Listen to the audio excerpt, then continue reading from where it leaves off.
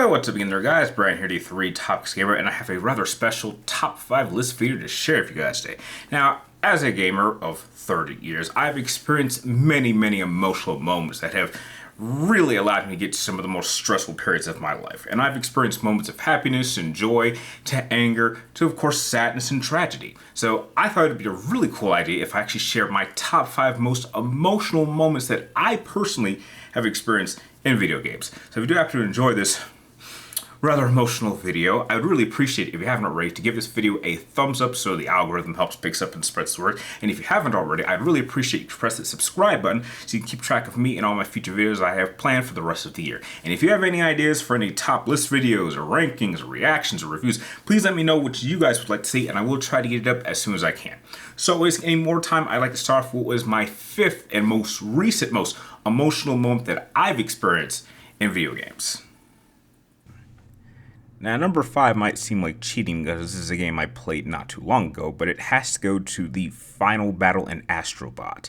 Now, I have to admit, I absolutely love this game because of how much it really celebrates everything that is awesome about PlayStation. But the moment Astrobot pressed that button and then you see every single console, every single accessory, every single controller come together to come to this epic space battle, it was just absolutely incredible. And then as you play through the battle and have the PlayStation 5 controller actually hook onto each of the individual PlayStation console generations, I couldn't help but get really emotional because it just had me pause and then take a moment to think back to all the amazing experiences that I had with each of these individual consoles. And that's something that I don't think any other game I've ever played before has ever actually done. I mean, it's certainly not something that Microsoft or even Nintendo has ever attempted to just have a moment where it celebrates everything that this console brand stands for and everything great about it. And as a gamer, it really was one of the most epic and most emotional moments I've ever experienced, and it was a moment of pure joy. So that's why I feel like the final battle of Astrobot has to take the number 5 spot on my list. Taking the number 4 spot has to go to John's death in Heavy Rain. Now, this is a bit of a spoiler, but as you play through the game, you discover that one of the primary characters that you've been playing as, known as Scott Shelby, who is a private investigator, turns out to be the origami killer. And you find out that the reason he became the origami killer was because he had to watch his brother die by drowning in rainwater. And more tragic is that he really tried to save his brother. He really did, but he wasn't strong enough. So he actually ran back to his father to see if he would help, but heck, his father was too drunk and decided not to help him. And what's worse is that John had to drown, and Scott had to hold his hand as his brother drowned right in front of him, and he could do nothing to save him. I gotta admit, watching kids die is never fun, but to actually be there, to watch your brother die and hold his hand as he's drowning, knowing that you are absolutely powerless and that you tried your best to save him, and yet you did the only thing you could think of to run to your drunk father, and yet he refused to help, is just tragic. I mean, that would mess anybody up. And while I certainly don't condone killing other kids because of something that happened to you, a moment like this, you can kind of somewhat sympathize. You can understand why he became the way he did. It doesn't justify his actions, but just understanding what happened to him and why how tragic it is certainly emotional, and it's easily one of the saddest deaths that I've ever seen in a video game. So that's why it takes the number 4 spot on my list. Taking the number 3 spot is going to have to go to Argos Death in Shadow of the Colossus. Now, I openly consider Shadow of the Colossus to be really one of the most unappreciated gems of the PlayStation 2 era, as it has such a unique concept and it never needs to become a franchise, and it's because of that I love it so much. So your only real ally throughout the whole game is your horse Argo, and Argo is very essential in a lot of these Colossus battles, along with also being the one that gets you from the main temple to wherever the Colossus you need to take down.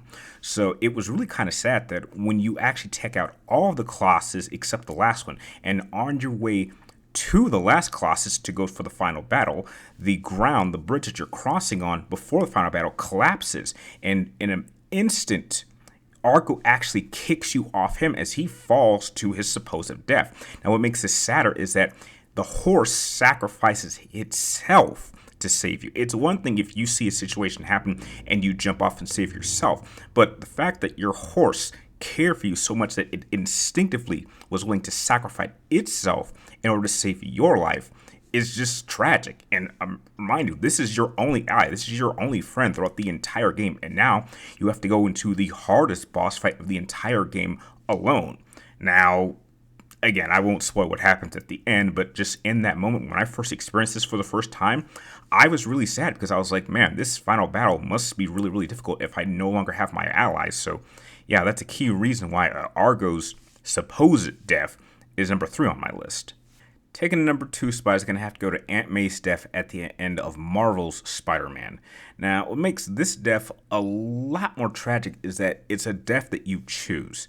Now, after defeating Dr. Octavius and getting the cure to this disease that has infected a lot of people, including Aunt May, you'd go to her side and you're planning to insert her with the cure, but you have to make a choice. Either you use this one batch of the antidote to save just her, or you use that same antidote to make multiple copies and then save multiple people. And it's the fact that Peter actively makes the sacrifice to let his Aunt May die, who is probably the closest woman in his life and the woman who raised him. That's a personal sacrifice on his part, and it's moments like that that really define the character of a hero.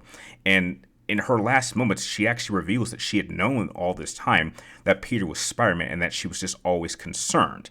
And that just makes it even more tragic because, making sure that Aunt May never found out your identity has always been kind of one of the key aspects of Spider-Man's life. And now, right at the moment where she reveals this, he has to let her go in order to do the greater good and save multiple people.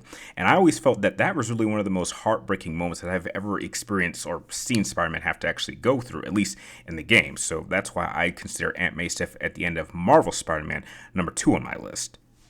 Taking the number 1 spot in the most emotional moment that I've ever experienced in a video game has to go to the entire ending of Metal Gear Solid 3, which, for those of you that don't know, remains and will probably always be my favorite video game of all time. Now, after taking out the Cobras and killing Volga and destroying the Shagohod and then completing the final task of taking out your mentor and master, the boss, it is then revealed to you that Snake at the time, who now gets the title of Big Boss, was manipulated by his own government in order to kill the boss, who had played the role of a traitor in order to retrieve a disc that had a record of funds that the United States wanted for its own personal use. So effectively, you and the boss were both tools to a government that betrayed and manipulated you for its own needs. And this is really the catalyst that will really establish Big Boss into becoming the character that he will be in later games. And in my opinion, this goes way deeper than anything Solid Snake ever went through, which is why, in my opinion, I always saw Big Boss as a better character for the Metal Gear Solid franchise. What makes it emotional is that it's something you never saw coming. There was really no hints of it at any time. And then to actually experience it and find out that all of this had happened. You were a loyal soldier. You did what you felt needed to be done. And in the end, it was just all a manipulation by people who were supposed to be your allies that you're supposed to listen to. And it really did kind of break something in Big Boss that would haunt him until he died at the end of Metal Gear Solid 4 with Solid Snake by his side. So for something like that to be so traumatic that it haunts him for all of that, it would happen throughout the entire franchise and is really the catalyst that really establishes the entire plot of the franchise, is a huge moment. And heck, that final moment in the graveyard, I mean, I can't think of a more emotional and impactful scene than any video game, which is a key reason why Metal Gear Solid 3's ending is the most emotional moment that I've ever experienced in a video game. And that'll do it for my top 5 most emotional moments that I've experienced while playing video games. Now, if you would like to, I would love to know what were some of the most emotional moments that you experienced in your time as a gamer. Share those moments with me and everyone else in the comments down below. And like always, thank you guys for watching. You are all awesome, and I will catch you guys next time.